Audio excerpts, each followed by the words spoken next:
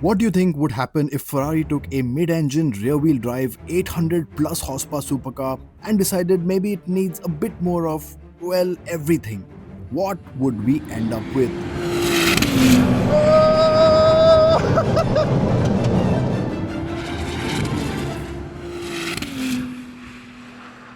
This is the answer, the 296 Speciale, 880 horsepower to the rear wheels.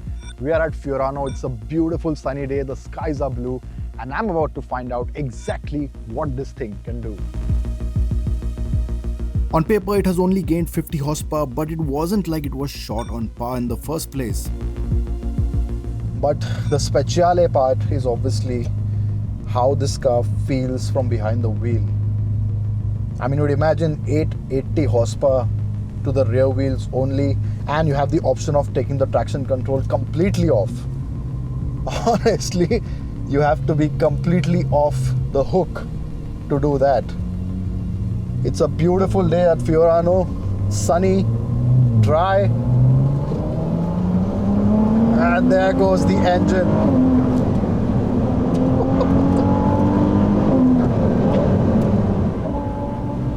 The Speciale also gets a titanium end section for the exhaust to make it sound more sonorous, and even at low revs, it almost sounds like a baby V12 and not a traditional V6.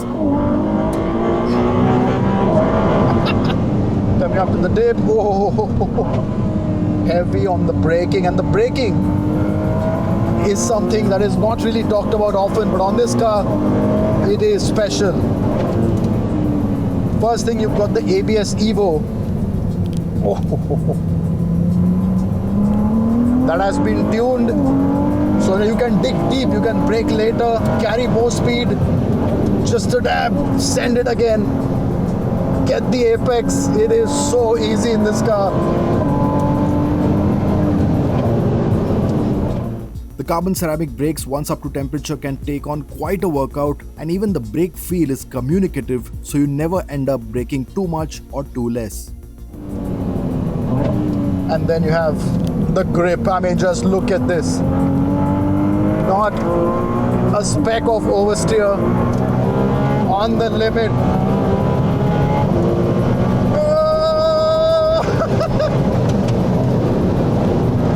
Bloody hell. Can feel the G-forces. Up to 1.5 Gs in the first corner of Fiorano. Can just tell the steering is so sharp. Get that bang, the nose just runs for the corner.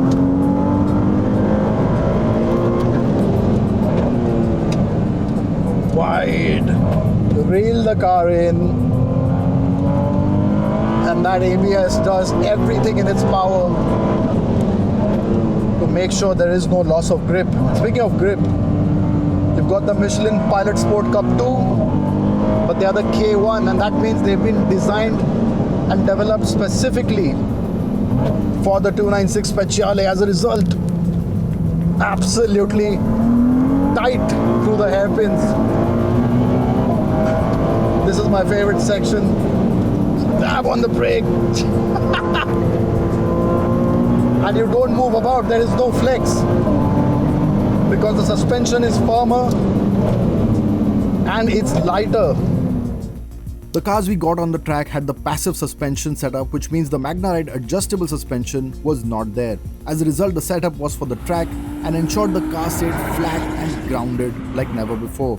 Also, the use of titanium springs has cut down weight and has made it a lot more agile. And there's such a beautiful connect on the steering, even if it's super sharp. It's not like it has a mind of its own. It's constantly communicating. It's telling you what is exactly happening with the front wheels. So you can place it absolutely pinpoint accurate. And as long as you're controlled with your right foot, it's going to give you all the power. The E-Manitino was set to qualifying mode for track, which gives it full power from the engine and the 7.45 kWh battery pack, and it also gets an extra boost function after 6000 RPM, that helps it gain more pace through the corners.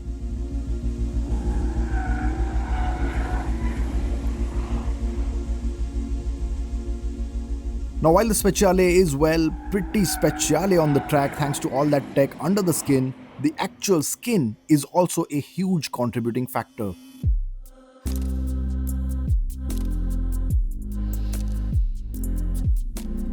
So what's changed on the outside? Well, a lot, to be honest, and a lot of that has to do with aero.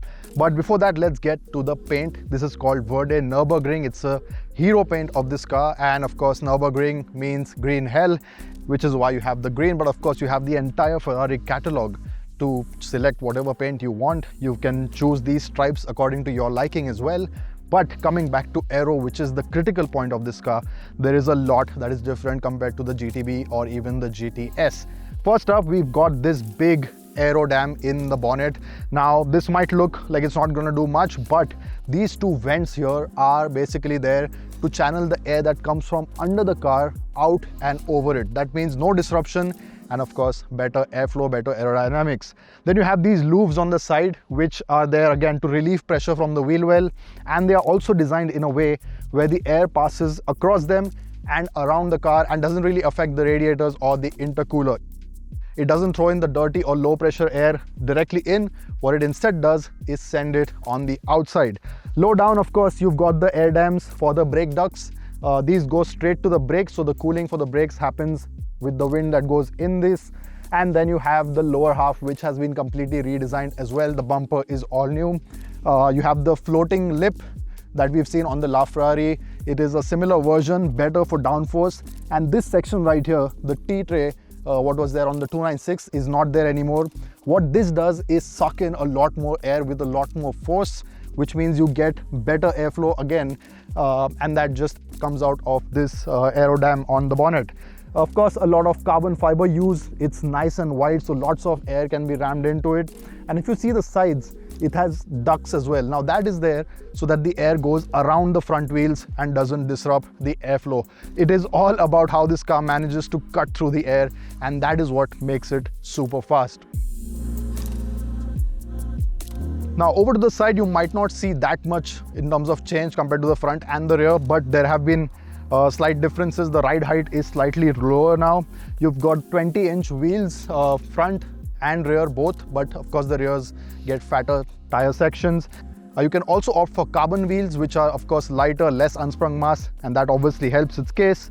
And then if you come here, you have these ducts. Now these can be misconceived as air that helps go around the rear wheel, but that's not the case. These in fact throw the air directly under the wheel, which is then thrown out from the rear. Of course, you have the air intakes for the intercoolers right here. That's similar to the 296, and you've got a bit of an indent in the roof as well. That is again from the 296 as well. So from the side, not too big in terms of changes. You've got that nice curves of the Berlinetta. It's a coupe, of course. The Aperta will follow 6 months later, as I've been told. And of course, this is not just a fuel cap. It is a fuel filler on one side, on that side actually. And here is of course where you charge it from. It is a plug-in hybrid after all. Now at the rear is the most recognizable part on the 296 Speciale. These two are called Gamma wings. They've been inspired from the Ferrari FXXK and even the Challenge Stradale version of this car. Again, has to do with airflow, provide better downforce, and a lot of engineering has gone into just how these were shaped. This is not just for design. This actually makes sense. Now you'd imagine, why is there a big cut? Why don't they just make it into a big spoiler? The reason for that is when you don't need that extra bit of downforce, you don't need to have it. What this allows Ferrari to do is have a portable spoiler that hides away. So this is for the straight, so you don't want downforce, you don't want that drag on the car. But when you need downforce, the active aero on this car means the spoiler will come up right up to here. It has 3 settings, completely off, completely on, and then there is an intermediate setting there as well for a bit of a balance. So while this looks incomplete, it is actually very, very functional, and the whole car is about function over form. Even though they've designed it with detailing and with beauty in mind, it still has a lot of brains. Lots of carbon fiber. As you can see, you've got the big vents for cooling. Of course, the engine is right here. And then you have the massive carbon fiber diffuser, which takes all the air from under the car and throws it up and out, creates less wake, and that of course is better for aerodynamics. Exhaust is massive, and this is now titanium, which means better sound on the inside. And there are hot pipes as well, which Ferrari has provided to channel that sound into the cabin. So no artificial sound, no electronic sound. What you hear is the real engine roaring. Speaking of engine, this carbon fiber engine cover can also be had in a completely transparent panel to give you a view of the 3-liter V6 that is in there. It's a dry sump engine, so very low to the ground. It doesn't have an oil pan under it. And that means center of gravity as a result is fantastic. Now it's all sounding very, very technical, and yes, this car is all about those fine details and numbers. 20% more downforce, 50 horsepower more, so not massive in terms of numbers, but it is that small change that has made all the difference. This car drives very different from the 296, and it is a lot more focused, exactly what Ferrari hoped it would be. And it's not just the visible bits, but also under the car that you get a fair bit of aero optimization. Vortex generators that help with cleaner airflow, wider center diffuser and side channels for underbody air, and it's all a big nerd fest, but in a shell designed with passion.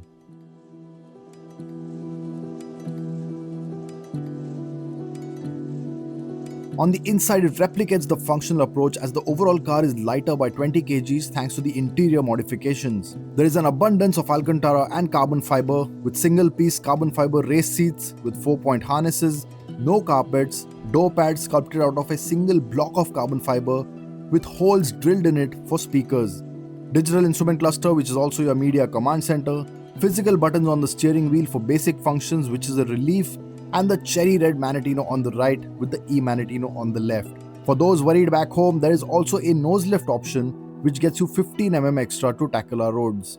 So overall, a focused cabin with only the things that you absolutely need. Ferrari also mentioned that this is not a hardcore track car, and in fact 60% of the development happened outside the racetrack on public roads. Time to take off the helmet and jump in the versions with the comfier Magnaride suspension and dial back the drive mode from qualifying to performance. Now, even though the performance mode doesn't offer the full potential, it is still more than enough. There is just so much power on tap and so much power in reserve, especially out on the public roads, that you don't really get the chance to open the taps that much. When you do though,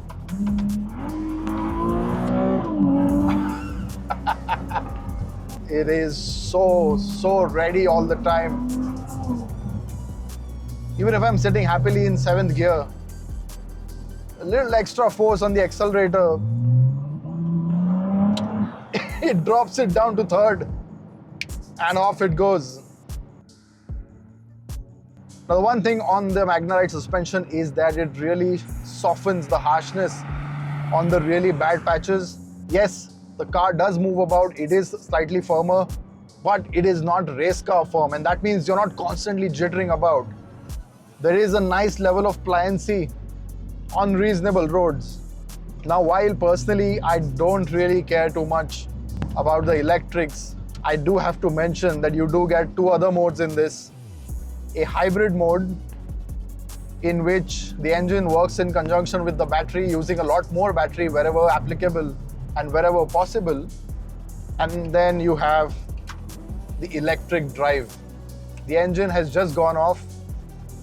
All I have with me now are road noise and wind noise. And well, it is just very eerie. You don't really expect it, especially in a 296 Speciale, after you've been absolutely belting it out on the racetrack, out on these B roads. Suddenly you go into E-drive. 25 kilometers of electric only range is what Ferrari claims. And I think that's not too far away, because currently the battery capacity is half and I have about 14 kilometers. And as you can see, everything is just calmed down so much. If you live in a built-up area, you don't want to wake up the neighbors, yes, the ED mode definitely will come in handy. If you're stuck in city traffic, you don't want to use that very precious high-octane fuel, then the ED mode will come in handy. But when you're in Italy on a bright sunny day, B roads with almost no traffic, come on, go back, hit that E-Manatino. The engine barks into life. Switch the gearbox to manual. Take control of the pedals.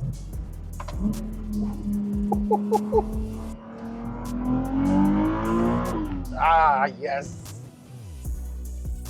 The 8-speed F1 DCT is rapid and it even takes some help from the battery to eliminate the marginal gap during upshifts. The steering is just so sharp. I mean, of course, you feel it on the track, but when you're on the road, it just becomes so much more adept. But at the same time, you've got a bit of thrill and excitement. There is a subtle threat to this car because it's very nice to you. It takes care of you, all the electronics, the ABS Evo. But if you decide to poke it, it's not going to hold back. So you're dwindling about nice and easy. It's a sunny day. And you decide, you know what? Let's jab it a bit. No, you don't mess about. If you want to enjoy, it will let you enjoy to the limit, but there is a very clear and defined line to what that limit is.